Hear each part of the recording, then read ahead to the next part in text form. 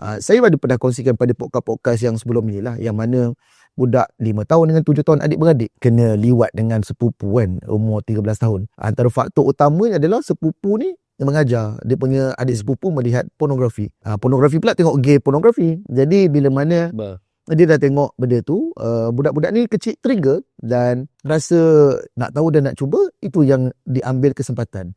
Nak ceritanya, pada ketika itu, bila budak-budak ni melihat, dia tak pernah jangka pun keseronokan kepada Sama Jatina tu akan muncul. Tapi sebagai seorang kanak-kanak yang dia punya develop otak dia bahagian frontal cortex kan, yang depan ni, belum lagi develop dengan betul, tak mampu lagi pengawalan emosinya, dapat keseronokan bila macam benda macam tu berlaku, maka mereka ni sampai tahap teringat-ingat perkara itu lagi dan lagi. Ada unsur trauma lah. Trauma ni rasa takut, rasa jijik dengan diri, rasa macam malu dengan diri. Tapi dalam usia 7 tahun ke bawah, trauma tu belum lagi muncul dalam diri. Tapi kalau berulang kali, lagi, lepas tu ada pula relationship yang macam baik, belanja makan, bagi hadiah, rapat pula. Sebab dia ada benefit daripada perhubungan tu. Sebab itulah dalam atas kanak-kanak, pengantunan seksual ni termasuk benda-benda macam ni. Sentuhan kepada kanak-kanak, tubuh badannya, amang seksual, fizikal, non-fizikal. Sebab kita risaukan ada dalam kalangan mereka ni yang bermula ketertarikan kepada Sama Jatina ni ketika usia kecil-kecil ni.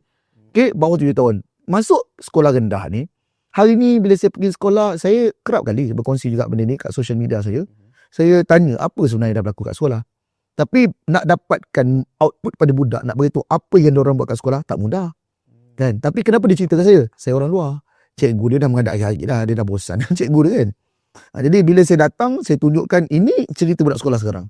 Pegang telur, buat benda pelik-pelik dalam tandas kan. Saya kata datang kat depan, tulis kat whiteboard, apa sebenarnya yang dah berlaku kat sekolah awak. Maka jawapan dia, budak dah jam 4, dia jam 5, dah jam 6, tangga seluar.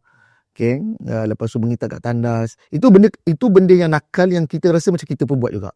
Tapi apa yang berbeza? Ukur siapa punya lagi besar. Okay. Picit telur kawan. Picit-picit telur ni, kadang-kadang zaman dulu pun ada pakcik-pakcik suka buat pada budak-budak. Tapi kita tak tahu pun benda tu satu benda yang kesalahan. Dan tak ada pun jadi gay, picit telur pun. Ketika tu. Tapi picit telur pada hari ni, ada unsur yang apa yang terdedah kat luar. Okay. Apa lagi budak-budak sekolah rendah hari ni buat? Cerita pada budak perempuan macam nak tunjuk nak buat anak, jolok-jolok jari. Sekarang kan budak 6'7 tu kan. 6'7 tu dulu dia tak ada masuk apa-apa pun.